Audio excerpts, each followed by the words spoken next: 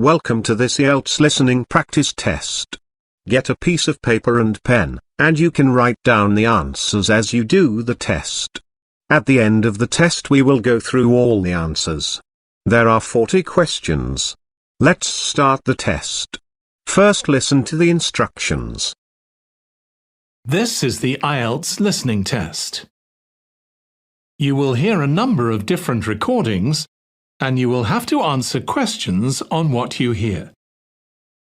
There will be time for you to read the instructions and questions, and you will have a chance to check your work. All the recordings will be played once only. The test is in 4 parts. At the end of the test, you will be given 10 minutes to transfer your answers to the answer sheet. Now turn to Part 1.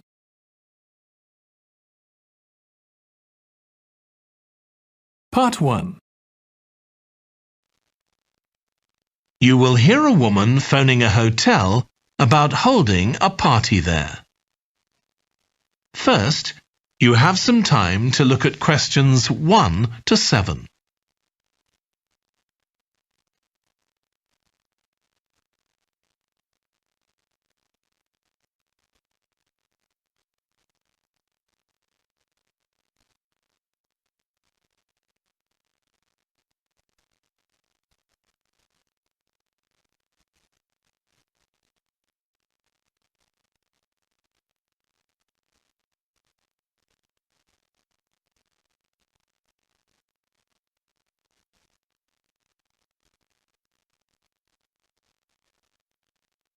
Now we shall begin.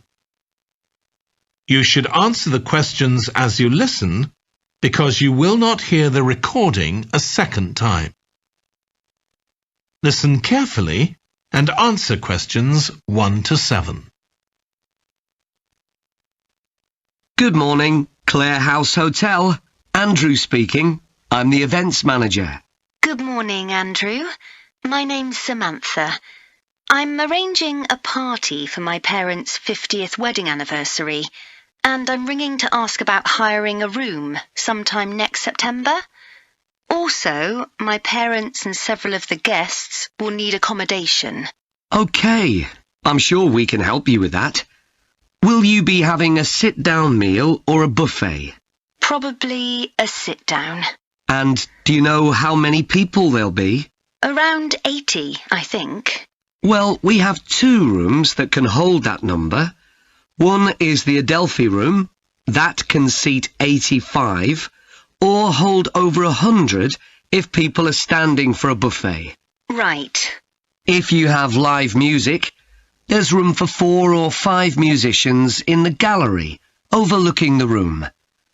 Our guests usually appreciate the fact that the music can be loud enough for dancing, but not too loud for conversation. Yes, I really don't like it when you can't talk. Exactly. Now, the Adelphi room is at the back of the hotel, and there are French windows leading out onto the terrace. This has a beautiful display of pots of roses at that time of the year. Which direction does it face? Southwest. So that side of the hotel gets the sun in the afternoon and early evening. Very nice. From the terrace, you can see the area of trees within the grounds of the hotel, or you can stroll through there to the river. That's on the far side, so it isn't visible from the hotel. OK. Then another option is the Carlton room. This is a bit bigger. It can hold up to 110 people. And it has the advantage of a stage, which is useful if you have any entertainment, or indeed a small band can fit onto it. And can you go outside from the room? No, the Carlton room is on the 1st floor, but on one side the windows look out onto the lake. Lovely. I think either of those rooms would be suitable. Can I tell you about some of the options we offer in addition? Please do. As well as a meal, you can have an MC, a master of ceremonies, who'll be with you throughout the party. What exactly is the MC's function? I suppose they make a speech during the meal if we need one, do they? That's right. All our MCs are trained as public speakers, so they can easily get people's attention. Many guests are glad to have someone who can make themselves heard above the chatter. And they're also your support. If anything goes wrong, the MC will deal with it, so you can relax. Great. I'll need to ask you about food, but something else that's important is accommodation. You obviously have rooms in the hotel, but do you also have any other accommodation? Like cabins, for example? Yes, there are 5 in the grounds, all self-contained. They each sleep 2 to 4 people and have their own living room, bathroom and small kitchen. That sounds perfect for what we'll need. Before you hear the rest of the conversation, you have some time to look at questions 8 to 10.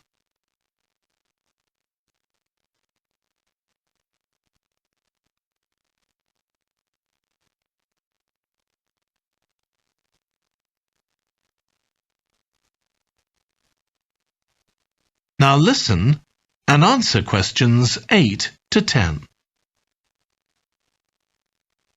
Now, you have various facilities, don't you? Are they all included in the price of hiring the room? The pool, for instance? Normally you'd be able to use it, but it'll be closed throughout September for refurbishment, I'm afraid. The gym will be available, though, at no extra charge. That's open all day from 6 in the morning until midnight. Right. And the tennis courts, but there is a small additional payment for those. We have 4 courts, and it's worth booking in advance if you possibly can, as there can be quite a long waiting list for them. Right. Now, could we discuss the food?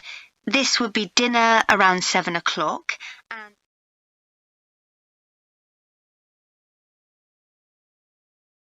That is the end of part 1.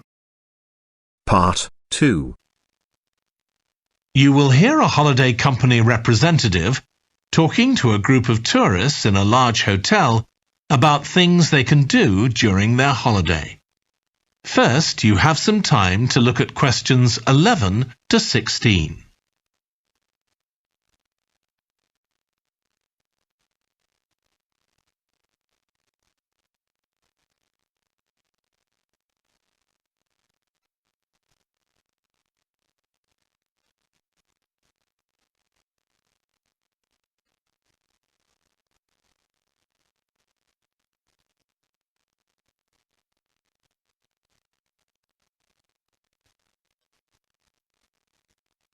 Now listen carefully and answer questions 11 to 16. Hello everyone, I'm Jake Stevens and I'm your rep here at the hotel. I'm sure you'll all have a great time here. So, let me tell you a bit about what's on offer. I'll start by telling you about some of the excursions that are available for guests. One thing you have to do while you're here is go dolphin watching. On our boat trips, we pretty well guarantee you'll see dolphins. If you don't, you can repeat the trip free of charge. We organise daily trips for just €35. Unfortunately, there aren't any places left for this afternoon's trip, but come and see me to book for later in the week. If you're energetic, I'd recommend our forest walk. It's a guided walk of about 7 kilometres. There'll be a stop halfway, and you'll be provided with a drink and sandwiches. There's some fairly steep climbs up the hills, so you need to be reasonably fit for this one, with good shoes. Oh, and bring a waterproof in case it rains. It's just €25, all-inclusive, and it's every Wednesday.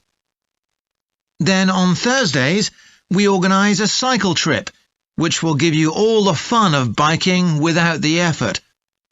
We'll take you and your bike up to the top of Mount Lana and leave you to bike back. It's a 700-metre drop in just 20 kilometres, so this isn't really for inexperienced cyclists, as you'll be going pretty fast. And if it's a clear day, you'll have fantastic views. On our local craft tour, you can find out about the traditional activities in the island. And the best thing about this trip is that it's completely free. You'll be taken to a factory where jewellery is made, and also a ceramics centre. If you want, you can buy some of the products, but that's entirely up to you.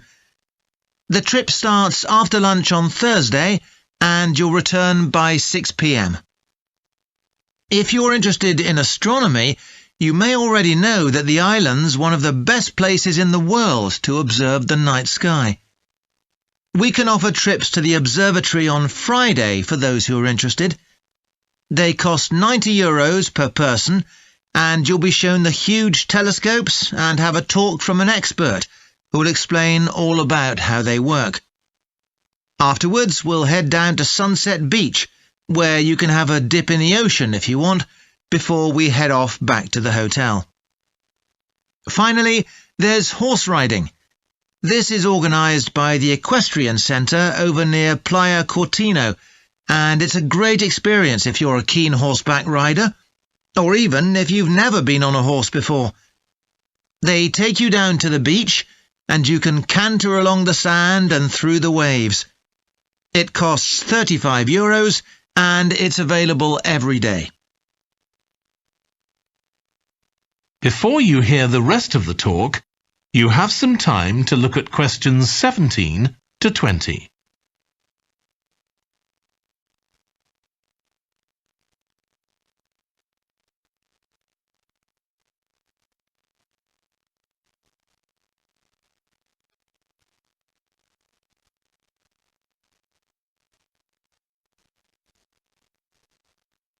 Now listen and answer questions 17 to 20.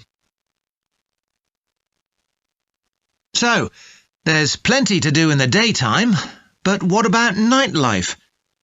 Well, the number one attraction's called Musical Favourites.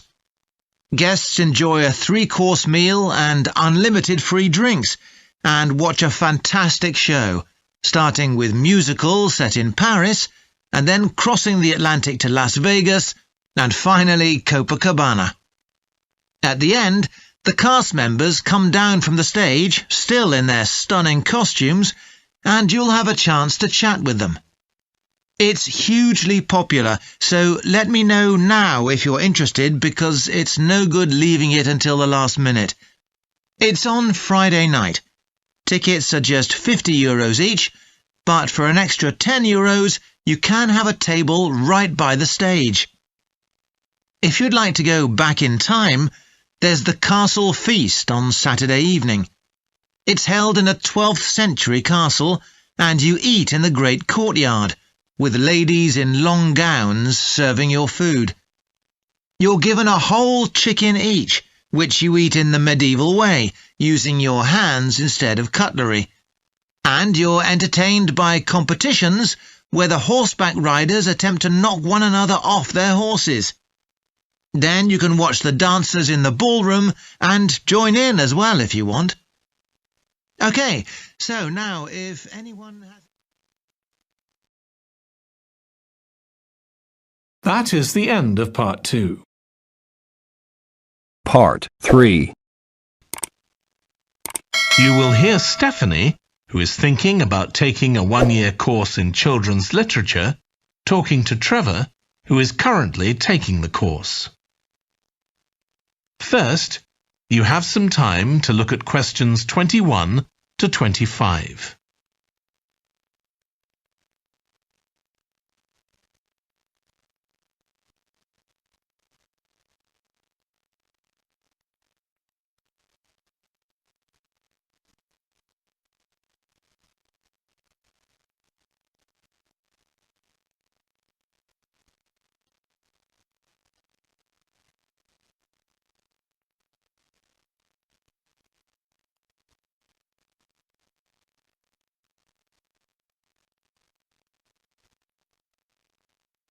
Now listen carefully and answer questions 21 to 25. Hello, Trevor. Hello, Stephanie.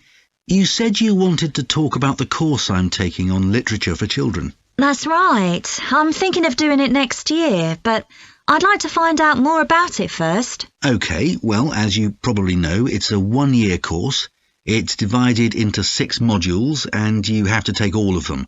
One of the most interesting ones, for me at least, was about the purpose of children's literature. You mean whether it should just entertain children or should be educational as well? Right, and whether the teaching should be factual, giving them information about the world, or ethical, teaching them values.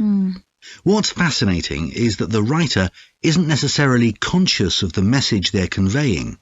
For instance, a story might show a child who has a problem as a result of not doing what an adult has told them to do, implying that children should always obey adults. Oh, I see what you mean. That module made me realise how important stories are. They can have a significant effect on children as they grow up.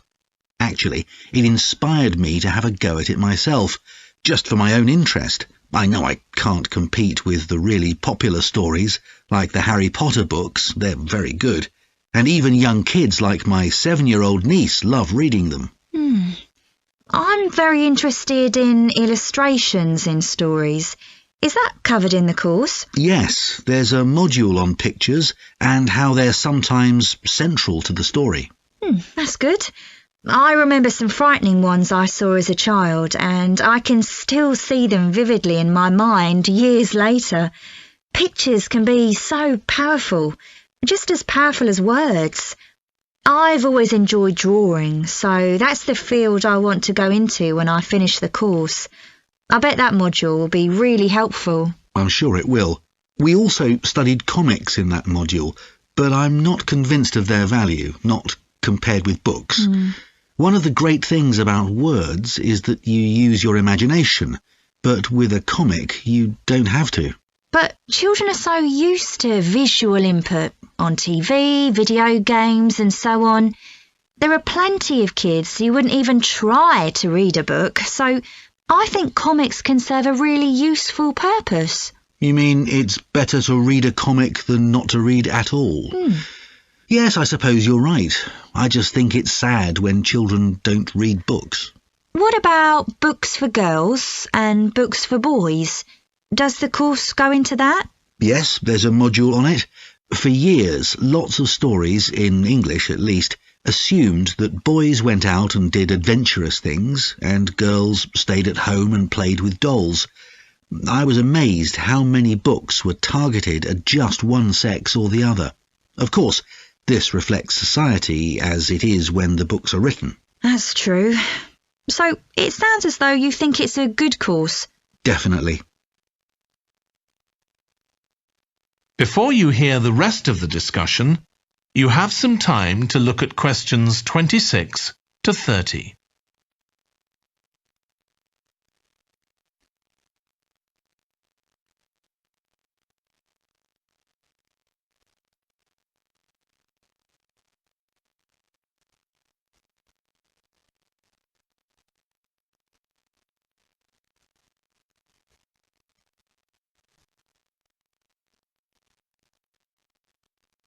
Now listen and answer questions 26 to 30.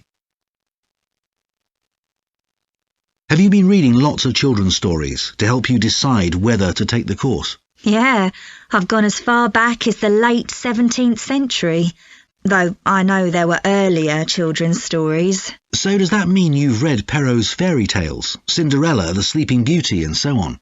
Yes. They must be important because no stories of that type had been written before. These were the first. Then there's the Swiss Family Robinson. I haven't read that. The English name makes it sound as though Robinson is the family's surname, but a more accurate translation would be the Swiss Robinsons because it's about a Swiss family who are shipwrecked, like Robinson Crusoe in the novel of a century earlier. Well, I never knew that. Have you read Hoffmann's The Nutcracker and the Mouse King? Wasn't that the basis for Tchaikovsky's ballet, The Nutcracker? That's right. It has some quite bizarre elements. I hope you've read Oscar Wilde's The Happy Prince. It's probably my favourite children's story of all time. Ah, mine too. And it's so surprising because Wilder's best known for his plays, and most of them are very witty, but The Happy Prince is really moving. I struggled with Tolkien's The Lord of the Rings. 3 long books, and I gave up after 1. It's extremely popular, though. Yeah, but whereas something like The Happy Prince just carried me along with it, The Lord of the Rings took more effort than I was prepared to give it. I didn't find that. I love it. Another one I've read is Warhorse. Oh, yes, it's about the First World War, isn't it? Hardly what you'd expect for a children's story. Exactly, but it's been very successful. Have you read any...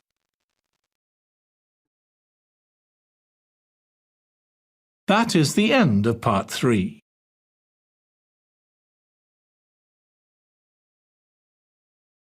Part 4. You will hear part of a lecture about a branch of archaeology called marine archaeology. First, you have some time to look at questions 31 to 40.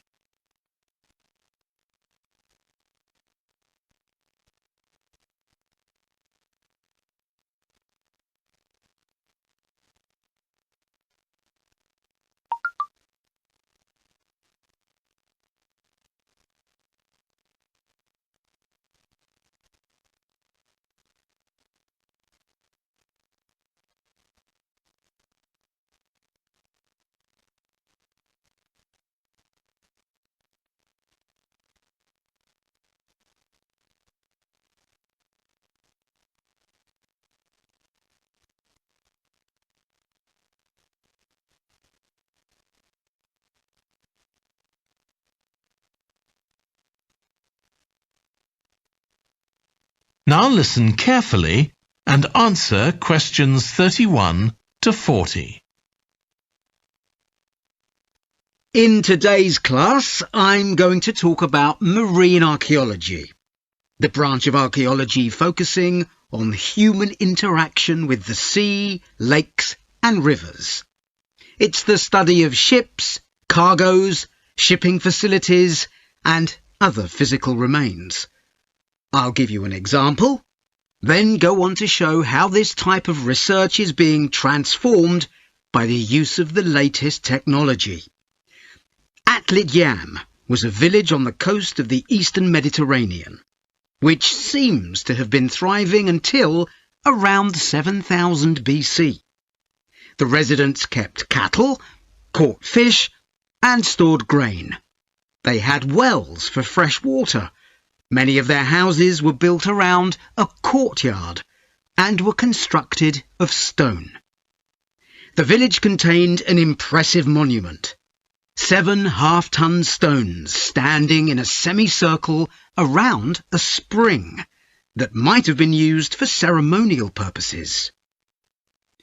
Atlit Yam may have been destroyed swiftly by a tsunami, or climate change may have caused glaciers to melt and sea levels to rise, flooding the village gradually. Whatever the cause, it now lies 10 metres below the surface of the Mediterranean, buried under sand at the bottom of the sea. It's been described as the largest and best preserved prehistoric settlement ever found on the seabed. For marine archaeologists, Atlit Yam is a treasure trove. Research on the buildings, tools, and the human remains has revealed how the bustling village once functioned, and even what diseases some of its residents suffered from. But of course, this is only one small village, one window into a lost world. For a fuller picture, researchers need more sunken settlements, but the hard part is finding them. Underwater research used to require divers to find shipwrecks or artifacts, but in the second half of the 20th century, various types of underwater vehicles were developed, some controlled from a ship on the surface, and some of them autonomous. which means they don't need to be operated by a person.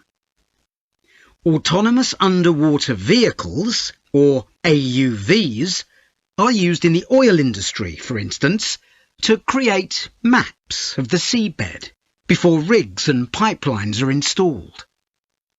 To navigate, they use sensors, such as compasses and sonar. Until relatively recently, they were very expensive and so heavy that they had to be launched from a large vessel with a winch.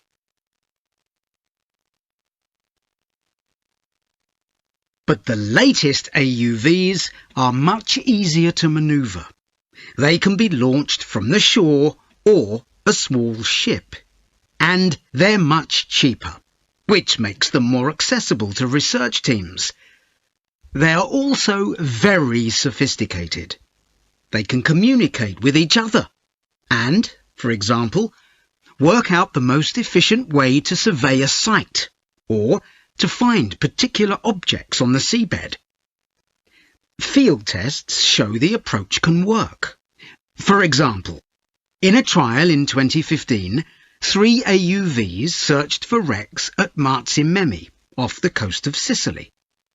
The site is the final resting place of an ancient Roman ship, which sank in the 6th century AD, while ferrying prefabricated marble elements for the construction of an early church. The AUVs mapped the area in detail, finding other ships carrying columns of the same material. Creating an internet in the sea for AUVs to communicate is no easy matter. Wi-Fi networks on land use electromagnetic waves, but in water these will only travel a few centimetres. Instead, a more complex mix of technologies is required. For short distances, AUVs can share data using light, while acoustic waves are used to communicate over long distances.